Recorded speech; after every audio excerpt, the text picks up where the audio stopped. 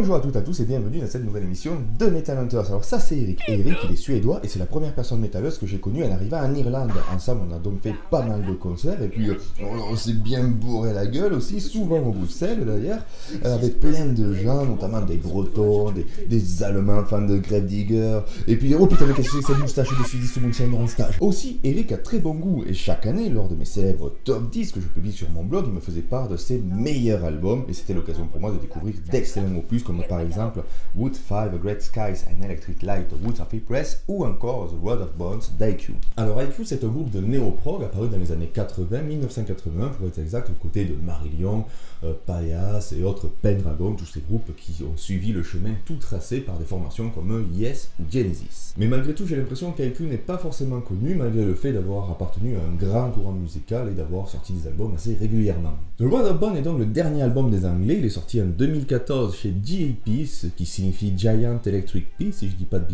bêtises, pardon. Et ce que j'aime bien chez tous ces groupes anglais, c'est leur facilité à s'adapter avec leur temps. Par exemple, je parlais de Pendragon ont su se munir d'une production très actuelle, mais également durcir leur riff, rendant leur musique un peu plus agressive. IQ, c'est pareil, sans cette agressivité, ils ont dû se munir d'une production très fine et très précise, mais également avoir une manière de composer qui sonne moins old school, selon moi.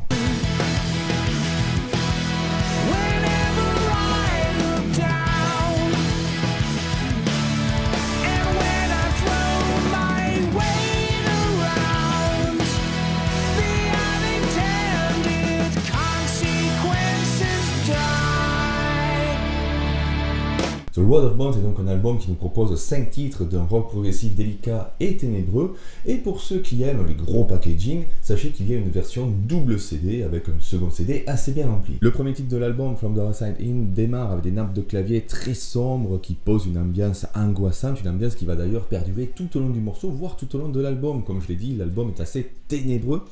Et ce titre, je le vois plutôt comme une espèce d'intro, donc une intro de 7 minutes quand même, mais une intro qui va servir à l'auditeur à bien rentrer dans l'univers de The Road of Bones. Parlant de The Road of Bones, on a ensuite le titre éponyme de l'album, donc c'est le premier morceau que j'ai écouté de cet opus, et c'est aussi la chanson qui m'a donné envie de l'acheter. Donc c'est une très belle balade, vraiment somptueuse, avec, je dirais, cette formidable capacité qu'a IQ à créer une atmosphère, à créer une tension et bien la faire monter jusqu'à la faire éclater à un moment opportun. Les paroles sont très belles aussi. Alors ce qu'il faut savoir par rapport aux paroles, c'est qu'elles sont très abstraites et elles sont très bien travaillées, mais elles peuvent être interprétées différemment selon l'auditeur, selon le lecteur. Par contre, je pense que les paroles de The Road of Bones sont les plus explicites. Alors, une autre chose qu'il faut savoir par rapport aux paroles, c'est que l'album est un concept qui parle d'un tueur en série. Donc, un tueur en série, on a toutes ses pensées, puisque c'est à la première personne, et c'est merveilleusement bien interprété par Peter Nichols. Dans la chanson The Road of Bones, le tueur nous décrit le meurtre qu'il a commis pendant la nuit, et cela permet à l'auditeur de voir à quel point cet être est déchiré entre la haine qui s'inspire, mais aussi entre le soulagement, la fierté, voire peut-être le bonheur qu'il a d'avoir succombé à ses pulsions. D'un côté, il sait qu'il a commis des erreurs, mais d'un autre côté, il ne demande aucun pardon. Et ce déchirement entre deux côtés, nous l'aurons tout au long du disque.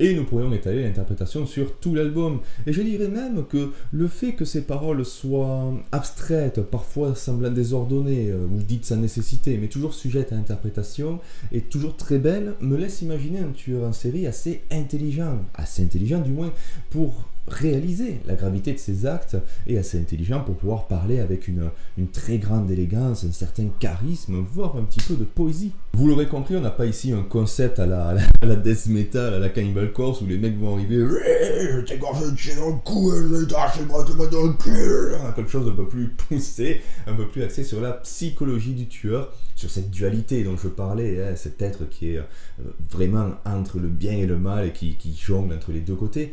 Et au final, à force d'écouter ce tueur en série parler, on en finit par ressentir une certaine empathie, voire une certaine forme de pitié. On aimerait bien l'aider, ce gars, on aimerait bien le prendre chez soi et lui dire « Écoute, t'as bu du Jean-Pierre Chenet, t'es énervé, c'est normal. Je vais te faire un cassoulet, tu vois, ça va aller mieux.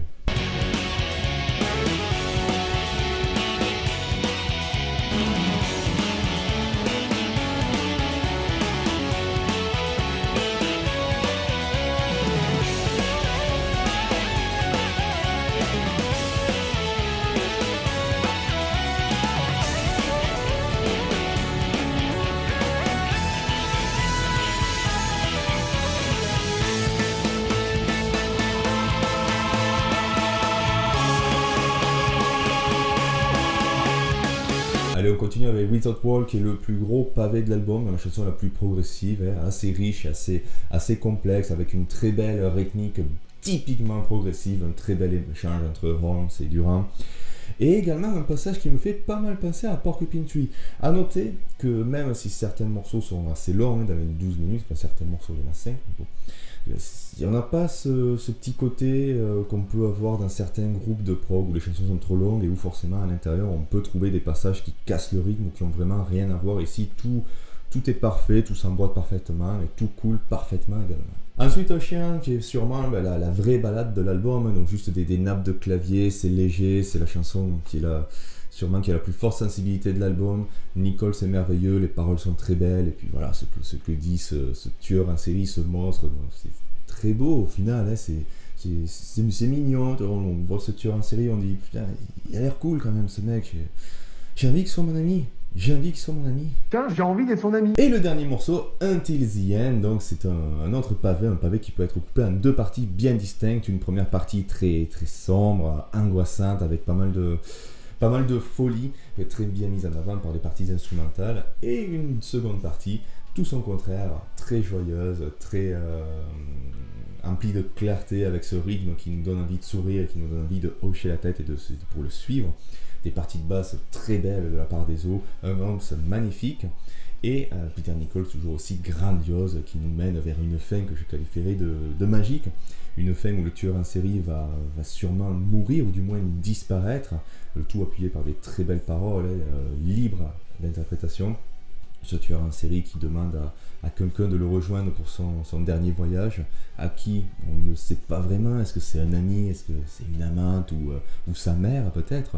Quoi qu'il en soit, voilà, la fin est très très bien réussie, très somptueuse et très poignante.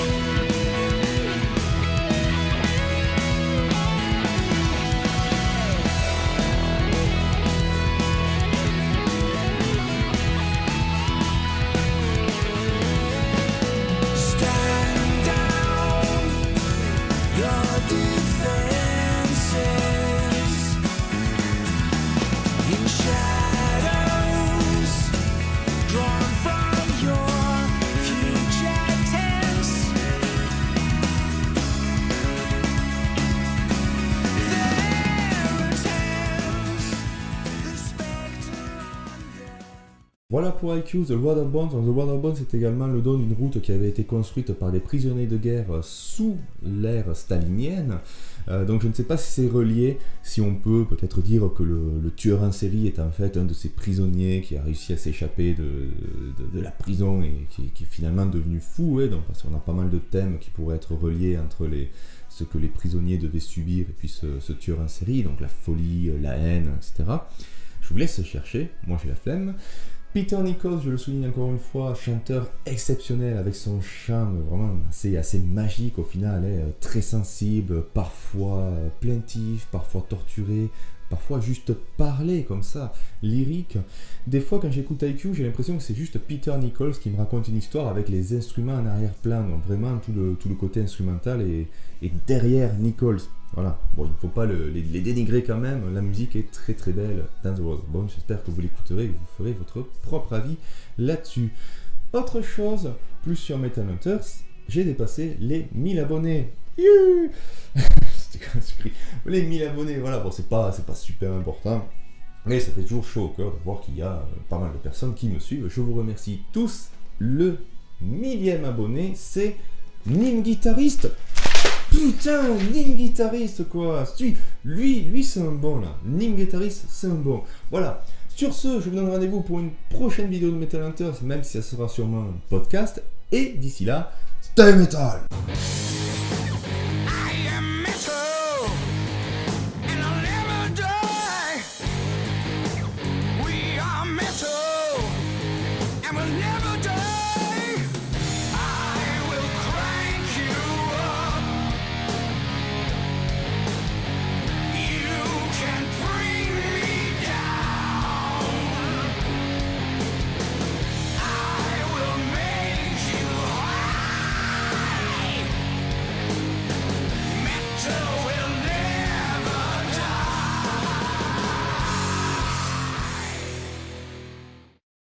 De nous différencier les uns des autres sans risque d'erreur. Au niveau biologique, on sait que les sillons de l'épiderme responsables des empreintes se forment vers la 8e semaine de gestation du fœtus. Elles sont formées au niveau... Lui là, lui il aurait compris le tueur d'IQ là.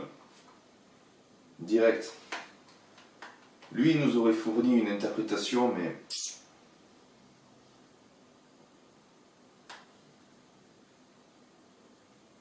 Ce points de convergence sont nécessaires pour dégager une similitude entre une empreinte recueillie sur une scène de crime et une empreinte prélevée sur les doigts d'un suspect.